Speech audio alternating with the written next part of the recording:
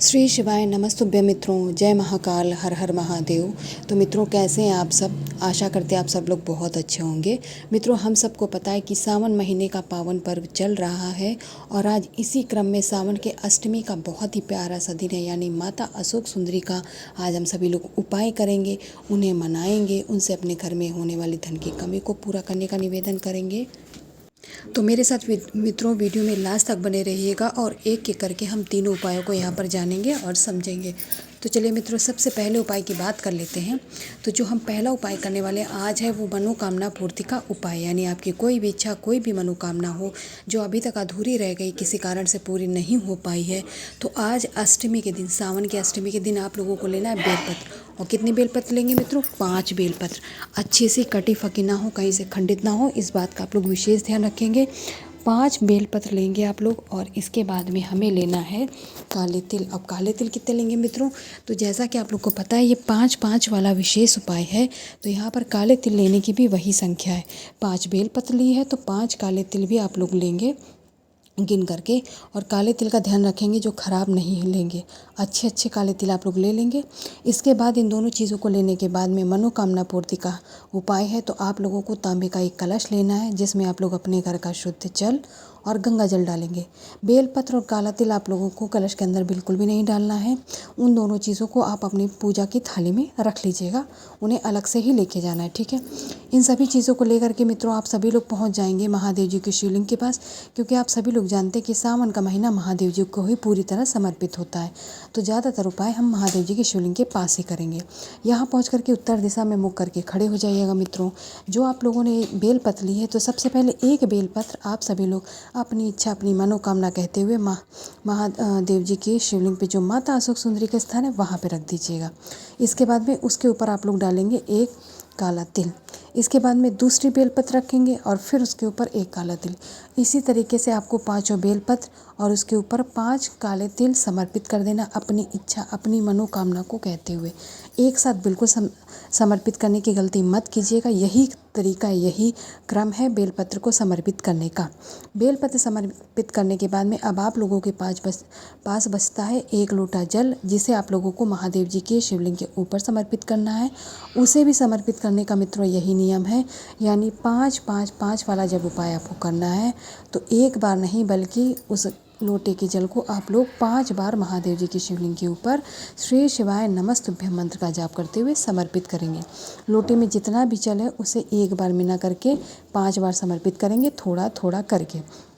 जल समर्पित करते समय भी आप लोगों को महादेव जी से अपनी इच्छा, अपनी मनोकामना ज़रूर कहनी है कि महादेव जी आपकी जो भी इच्छा अभी तक अधूरी रह गई थी उसे सावन के अष्टमी के दिन हमारा पूर्ण करें और हमारी मनोकामना को पूर्ण करने के साथ हमारे ऊपर अपना आशीर्वाद बनाए रखें।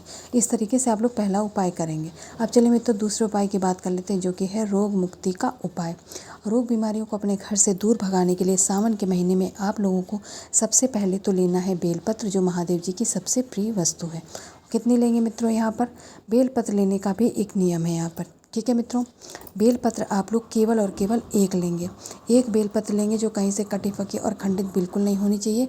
इसके साथ ही आप लोगों को लेना है चंदामृत तैयार करेंगे, ठीक है। और चंदामृत तैयार करेंगे आप लोग, जिसे पंचामृत कहा जाता है। पंचामृत तैयार करने के बाद में और इस बेलपत्र को लेंगे। इसके बाद आप दोनों चीज़ों को लेकर के कहाँ जाएंगे मित्रों? महादेव जी की शिवलिंग के पास। लेकिन उससे भी पहले आप लोगों को जलाभिषेक के लिए एक कलश जल तैयार करना है, जिसमें आप लोग अपने घर का जल और गंगा जल दोनों ही डाल करके तांबे के कलश में ले लीजिएगा। रोग बीमारी में आप लोगों को गंगा जल का प्रयोग अवश्य करना चाहिए, क्योंकि उससे आपका वह उपाय ज़रूर पूर्ण होता है। आप कलश लेकर के, बाकी चीज़ें लेकर के मित्रों पहुंच जाएंगे अपने इष्ट, अपने आराध्य भगवान शंकर की शिवलिंग के पास। यहाँ पहुंच करके आप लोगों को वही करना, उत्तर दिशा में मुख करके खड़े हो जाना है। इसके बाद अपना पूजन करना है, ठीक है। वो करने का एक ही तरीका है। जो आप लोगों ने पंचामृत लिया है सबसे पहले उसे माता अशोक सुंदरी के स्थान पे समर्पित करेंगे, ठीक है मित्रों। अच्छे से लेपन कर दीजिएगा अपने हाथों से, अच्छे से लेपन करेंगे जब तब आपको कुंदकेश्वर महादेव जी के नाम से करना है। कुंदकेश्वर महादेव जी के नाम से आप उस पंचामृत का लेपन माता अशोक सुंदरी के स्थान पर कर दीजिएगा। इसके बाद में हमारे पास बचते हैं मित्रों एक बेलपत्र, ठीक है। उस एक बेलपत्र को आप सभी लोगों को इसी पंचामृत के ऊपर क्या करना है, समर्पित करना है। और कैसे समर्पित करेंगे, कुंदकेश्वर महादेव जी के नाम से अपने घर की रोग बीमारियों को दूर करने का निवेदन करते हुए, और कुंदकेश्वर महादेव जी से एक ही निवेदन करेंगे कि हे महादेव जी, हमारे घर में ऐसी रोग बीमारी है जो किसी कारण से नहीं जा पा रही। आप लोग बहुत उपाय करा चुके हैं लेकिन आपको लाभ नहीं मिल रहा। महादेव जी कुछ ऐसा रास्ता सुझाएं कि हमारे घर की वो बीमारी दूर चली जाए। इस तरीके से आप बेलपत्र को समर्पित करेंगे और बाद में 1 लोटा जल श्री शिवाय नमस्तुभ्यम मंत्र का जाप करते हुए मित्रों समर्पित कर दीजिएगा। इसके बाद आप लोग अपने घर पे वापस आएंगे। तो 2 उपायों की बात यहाँ पे कर ली है। अब चलिए तीसरे उपाय की बात करते हैं, जो कि इस सावन अष्टमी के दिन आप लोग करने वाले। उससे पहले आप लोगों से बस एक ही रिक्वेस्ट है, जो लोग मेरे चैनल पे पहली बार है, मेरी आवाज़ पहली बार सुन रहे हैं, वो मेरे चैनल को सब्सक्राइब और वीडियो को लाइक करना बिल्कुल भी ना भूलें। तो ये तो बात हो गई अपनी। अब बात करते हैं आज के करने वाले सबसे तीसरे और अंतिम उपाय की। मित्रों, जो आज हम लोग तीसरा उपाय करने वाले हैं वह है घर में हमारे धन की वृद्धि करने का उपाय। धन तो सबके यहाँ होता ही है, सभी की सामर्थ्य के अनुसार होता है, किसी के यहाँ कम, किसी के यहाँ ज़्यादा, लेकिन खर्चे इतने अधिक बढ़ जाते हैं कि उतने धन में हमारा जो खर्चा होता है वो पूरा नहीं हो पाता। ऐसे में हमें धन में वृद्धि करने के लिए आप लोगों को लेना है पीला चंदन। ठीक है, पीला चंदन अगर सूखा है तो उसको थोड़ा सा जल डाल के उसे गाढ़ा सा पेस्ट बना लेंगे। इसके बाद में तांबे का एक कलश तैयार करेंगे जिसमें आप लोग अपने घर का शुद्ध जल और गंगा जल डाल लेंगे। इसके बाद इस कलश को उठाएंगे और उस पीले चंदन को लेंगे मित्रों। इसके बाद में पहुंच जाएंगे आप सभी लोग महादेव जी की शिवलिंग के पास। यहाँ पहुंच करके भी वही उपाय आप लोग को करना है, यानी कि उत्तर दिशा में मुख करके खड़े हो जाएंगे मित्रों।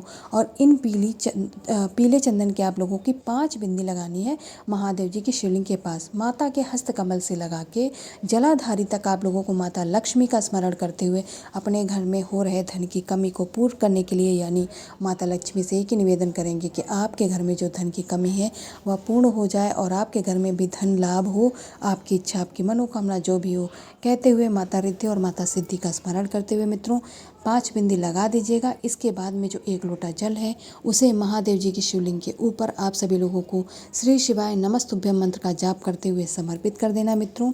इतना करने से आपके घर में हो रही धन की कमी ज़रूर पूर्ण होगी। तो मित्रों, मैंने अपनी तरफ से पूरा प्रयास किया आप लोगों को तीनों उपायों को समझाने का, और मैं आशा करती हूँ आप लोग यह उपाय समझ गए होंगे। तो इस सावन की अष्टमी के दिन माता अशोक सुंदरी का नाम लेते हुए आप लोग इन उपायों को ज़रूर करिएगा।